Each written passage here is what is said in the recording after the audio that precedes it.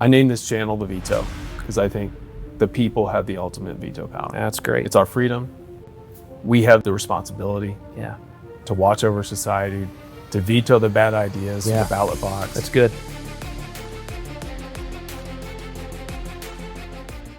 Ryan Walters is the CEO of the Teacher Freedom Alliance. He is the former Superintendent of Public Instruction for the state of Oklahoma. In this episode, we discuss the state of American education, systems that stifle student success and innovation, and the future of learning in America. The great risk with any institution is that it grows so big that one day its sole purpose is its own existence. Sure. Do you think that's true of our education system in America? Oh, I think it's absolutely true in education. And what you see is, one of the questions I always pose people about education is, if you could create your own education system, right? There's no, preconceived notion here. There's no system in place. What would it be? Nobody would design the system we have in place. Not the parents, not the teacher, not the taxpayer. So why is that what we have? Well, it's because once an institution gets going and once it becomes established, you have an establishment that it works very well for. And so you see a status quo system in place that doesn't work best for kids, doesn't work best for teachers, is absent so much of the free market forces that you see the results that we get from the education system are frankly what the system is designed to create. Doesn't treat kids as individuals, doesn't put parents at the center of the educational process, doesn't incentivize teachers to do a great job. And so what we've got to continue to do is we've got to challenge that system. We have to challenge the status quo. We've got to use common sense reforms to get an education system that does work best for our kids and for parents. And then, like I said, the teachers are operating inside a system right now that is not set up for success. And so, I think that with institutions, you've got to have change agents to come in and say, look, explain to me why we do things the way we're doing. Explain why it's the right way of doing things. And if you don't have good answers for those, it's time to try a different approach. Right. It's fascinating because the purpose of education is for kids to learn. Right. That's supposed to be the objective. And it should be about a parent, a teacher, and a child. You traveled all over the country. You've been a state superintendent. Just from your opinion, what is the state of American education? If you were a child, the average child, and you're out there in Oklahoma or anywhere else, are you getting a good education in America? No, you're not. Yeah, I think the education system and the data would back this up is as bad now as it's ever been. And you look at that, and there's several reasons for that. But you have an education system that's more aligned with keeping the status quo the status quo. It doesn't treat children as individuals. It is too systematized. And it's got away from the common sense values that we saw in place in schoolhouses across the country. You think about in your head that one-room schoolhouse concept of the community, the families, the engagement, a teacher in front of the kids, a focus on the basics, a focus on when you talk about math, memorization and masterization of math, and you move forward. And what you've seen are a lot of left-wing forces and ideas that have come into the education system and say, well, we're gonna kind of reshape all of this, and kids are gonna learn in this new way. And you go, well, hold on a second. I mean, we know how to teach kids how to read. We know how to teach kids the basics of math. So why are we doing these things? Why are we doing things that are antithetical to how kids learn?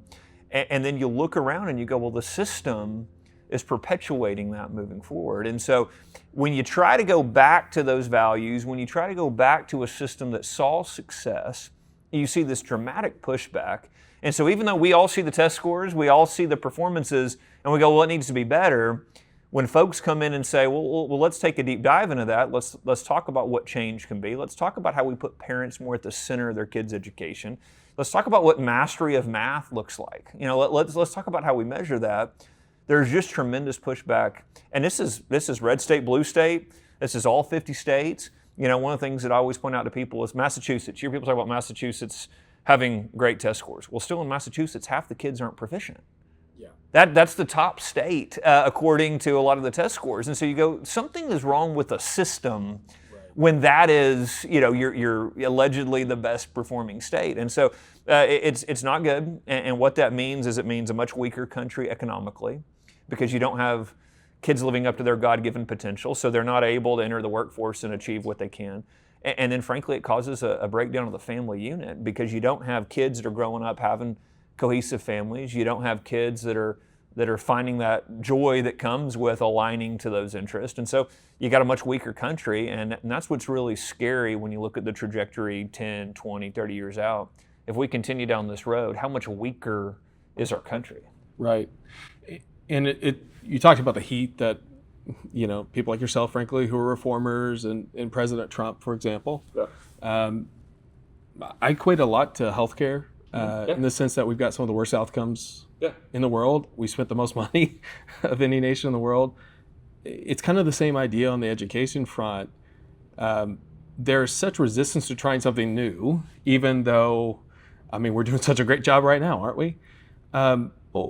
Do you think that the average teacher out there, I've been around teachers. My wife was a teacher before, we had our kids, and I generally think most teachers just want to help their kids learn. But there's a difference between individuals and institutions. Right. Do you think that most teachers out there are open to kind of the changes that President Trump has talked about and that parents are demanding? Absolutely. When you have one-on-ones with teachers, when you actually talk to teachers, you see folks that, again, they're in the profession because they want to help the next generation. They're passionate about their subject area. You go talk to a math teacher about math. I'm not a math guy, but you talk to a math teacher about math, you see the passion, you see the interest there. I don't know how they do it. That's right. That's right. Yeah, you see an excitement. You're going, hey, I need to bottle some of that. Good for you. That's right. But what you see are folks that have been lied to. You have a teachers union that doesn't, not only do they not represent kids and teachers, or kids and parents, they don't represent teachers. They represent their own self-interest in education. And so you see things like in Oklahoma, we introduced things like merit pay. We introduced the largest signing bonuses in the country for teachers. The teachers union fought all those things because what they want is a lump sum that they divide up. And we're going, so you don't think the best math teacher in the country or in the state should make six figures? I do. You don't think that a teacher that sees tremendous gains with kids that have fallen way behind deserves big bonus? Well, I do. I believe that that's what parents want. They want to incentivize excellence in the classroom. But what you see is teachers have been lied to so often, from Democrat politicians, from the teachers union, to say, no, these are the answers, they're all out to get you. When in reality, when you talk to folks, when you talk to Republicans, you talk to taxpayers, you listen to President Trump wants the classroom to be better. He wants our kids to be better off. And again, everybody understands that teachers are a key component of that. So we want good teachers. We want to support them in ways that actually are meaningful to outcomes. But again, you have a politicized system by the left that says, no, Republicans are bad, President Trump's bad. Look, I think Linda McMahon's done a tremendous job as Secretary of Education. And she comes under brutal attacks for, frankly, what I believe are common sense reforms. But there's so much lies and deception in the education system brought on by institutions like the teachers union that cause, a lot of teachers that say, hey, well, I read this email. It sounds like, President Trump's out to get me. And you start walking them through it and they go, actually, I agree with all of that. And so that's the hard part, is getting through the lies and the misconceptions that the teachers union has pushed onto our teachers and onto the public. Can we get to some of those lies and misconceptions? I think for the average conservative out there, we understand the results. But if you're a teacher out there, what is the teachers union telling you why you need to join? What are they hearing from that? Yeah, some of the things the teachers union say is, first of all, you have to join our union to get these contractual benefits from a district. No. Supreme Court decided that very clearly just a few years ago and said in the Janus decision, no, you don't. You don't have to join a union. To be clear, you cannot be forced to join a union. You still get the salary, you still get the benefits, you still get to operate inside a district. But you see the teachers union continuing to push that lie of, no, you have to join our organization.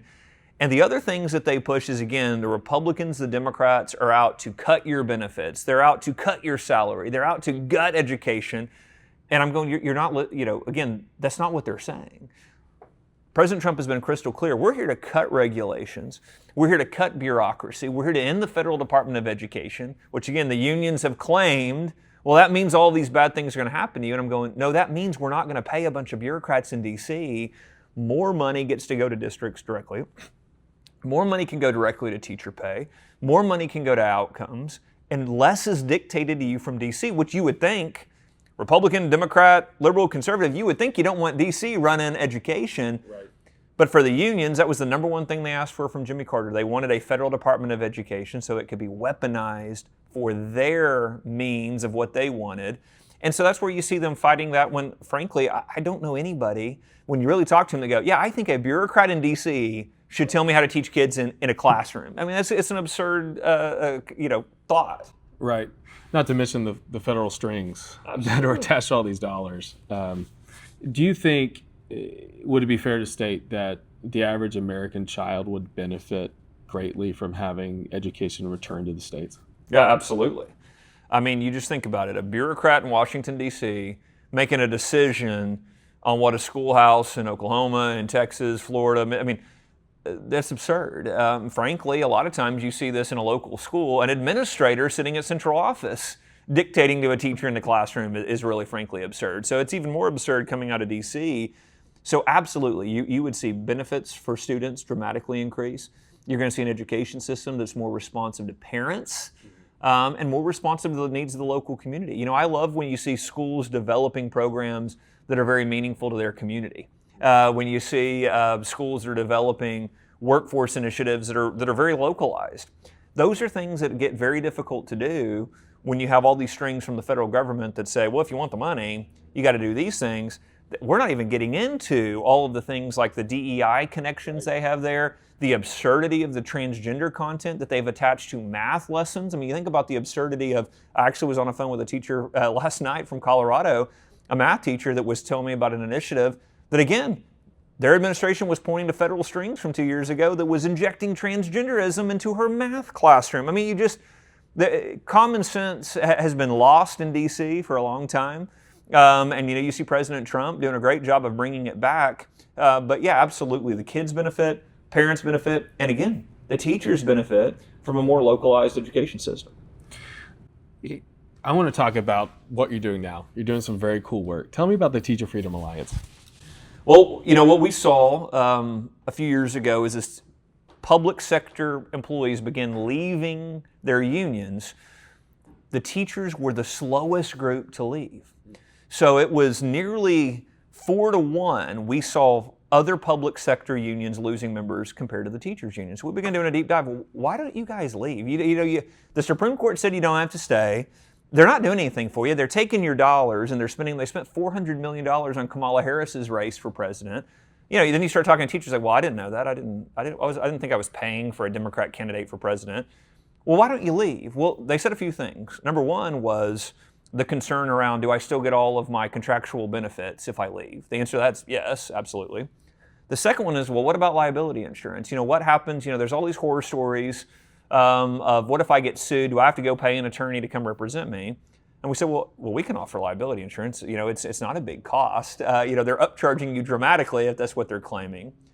And then the third one was, well, what about when we have to get the required professional development to keep our certificates? Well, we got to go back to the teachers' unions, pay them to get the training, so we're kind of trapped. And so what we came along and said is, okay, well, how about this? We'll cover the liability insurance.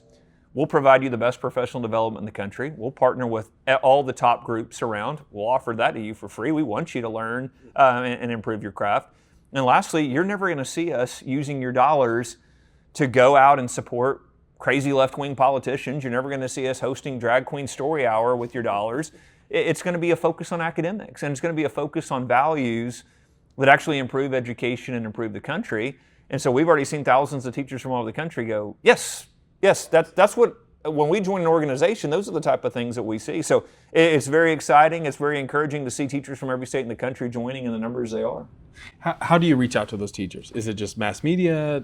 How are they finding you? Yeah, so a lot of it is media. I mean, I will give Randy Weingarten a lot of credit. She's the best recruiter. That's right. No, she really is. I mean, she says crazy stuff all the time and continues to politicize the teachers union towards the craziest candidates we've ever seen. She was on CBS's show the other morning, and she did a 6-minute segment, spent 4 minutes of it talking about me and the Teacher Freedom Alliance. I'm going, thank you. We're just going to post that on Twitter or something, because they're so out of touch, and they're just doubling and tripling down on this that That's been great for recruitment efforts. But we travel around the country and we try. Hey, when we see teachers that need a training, when we see teachers that need help, we step in to help do that. And so again, we've seen a dramatic increase in membership, and we're very excited to be able to offer those resources.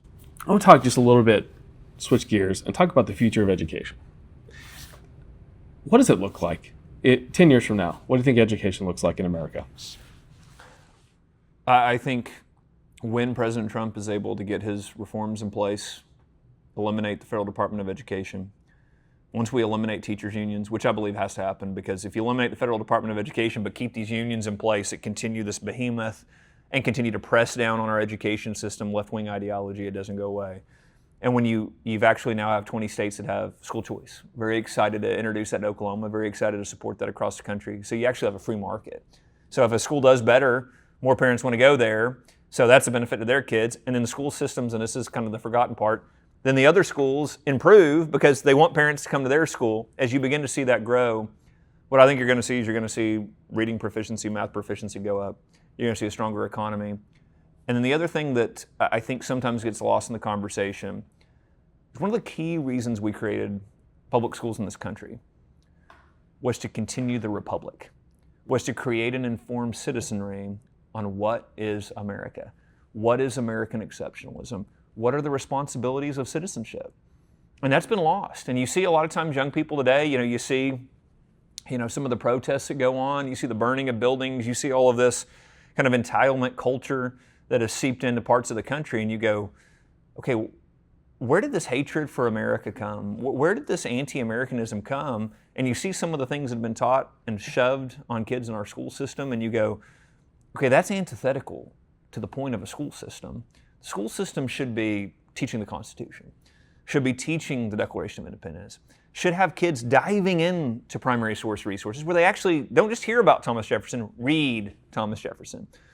They also need to know the role the Bible played in American history. It's the most read book in American history, and yet you see the Bible pulled out of classrooms. You see students being punished for citing the Bible. This is completely antithetical to understanding American history. And whether you're a Christian or not, that's beside the point. It's about understanding America. It's about understanding our culture, our government.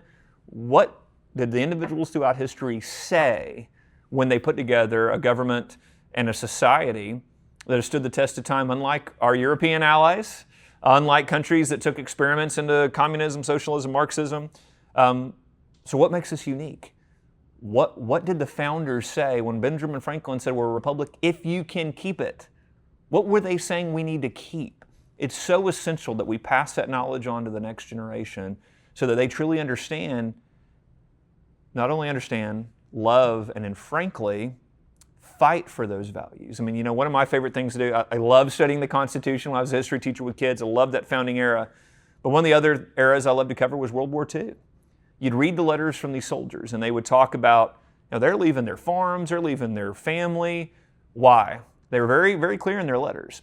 Because they believed that American values were under attack, that if the Nazis weren't stopped, this would come to America. And they were willing to risk their lives to protect America. And if the next generation doesn't love the country, they don't understand the values in America, not only will they not love them, not only will they not appreciate them, we're not going to have young people that are willing to lay down their lives for the country, willing to make sacrifices for the future of the country. And I think it's incredibly important as we move forward to protect the republic. Well said. One last question, and I wasn't going to ask you this, but I think I should, because I think you've got a lot of insight on this, and that's technology, how technology is going to play in the learning. It matters to teachers, it matters to students. We've had legislation passed here in Oklahoma regarding cell phones and many other states. I think one of the biggest questions regarding learning will be whether or not AI enhances human education or whether it replaces it. And we are coming to the cusp of whether we decide if we're going to trade convenience for human cognition. Yep. I am not anti-artificial intelligence. I'm pro-human intelligence. Yep. And that is the purpose of education. And I know you've dealt very closely with teachers and superintendents. How do you think technology is going to play, or maybe what should be the balance there for states and in our country? I just think you said that very well. There has to be that balance. you can't ignore technology because technology enhances so much of what we do, right? We all have basically a computer in our pockets right now with a cell phone, right? AI is unbelievable, the possibilities that it opens up. We were the first to create an AI office in the State Department of Education of any state, and we understood that, hey, listen, the amount of intelligence here and the amount of time saving for teachers, students, parents is incredible, but at the same time, it's about that human element. It is not a replacement. It is a tool to add to the human element in education. And so you have to be very careful. I have a lot of folks, and rightly so, are very concerned about the information being gathered by AI, by different technologies. And I think you got to be very, very careful of that. But we've got to continue to find ways to make sure students have the best technology in front of them, to make sure that it's not a crutch or not something in the way of learning. It's not trying to replace that human element, because ultimately when you get down to education, it's kind of this triangle, right? It's always been about, you got a kid, you have their parent, and you've got a teacher. And as long as that is intact and as long as that is strong, a great education can take place. But if any one of those breaks down, you have a tremendous disservice to that student. So the student, hey, they have responsibilities. They've got to come in ready to learn, willing to learn, taking those responsibilities seriously. You want to have an engaged parent that's very much a part of every part of that process, very engaged, that the school, the teacher is being very transparent with them. And you got to have a teacher with the tools necessary for the kid to learn. You have to have a teacher who is willing to continue to hone their craft so that they're putting their best foot forward with the student. And so as long as we use technology to help hone that triangle and continue to strengthen it, I think it's very beneficial. But if we try to replace parts of that triangle with technology, I think that's a great danger. Thank you so much. I know you're super busy. Honored to have you here. If someone wanted to follow your work and your organization, how can they do that? Teacherfreedom.com. Come sign up. We send out regular updates, so we'd love for folks to, and that's teachers, parents, taxpayers, anybody, you can follow the work there. So come sign up to the newsletter. We keep you updated on everything we're doing. We're very active on Twitter. I get into it with Gavin Newsom from time to time, so we have some fun there on that app. I guess it's X now. I always forget to call it that. But no, appreciate anybody following our work. And we're going to keep fighting. We're going to destroy the unions. We're going to get education back where it should be, kind of that triangle concept. And again, I appreciate all the work you're doing. I think you're doing a tremendous job getting the word out. I love the show, love what you're doing here. And so thank you for having me on. I was honored to be on as a guest. Ryan Walters, thank you. Appreciate it. Thank you. Thank you for watching this episode of The Veto. Be sure to like and subscribe to this content on Substack by visiting yourveto.com. Don't forget that we the people hold the ultimate veto power. It's your freedom, it's your decision. We'll see you next time.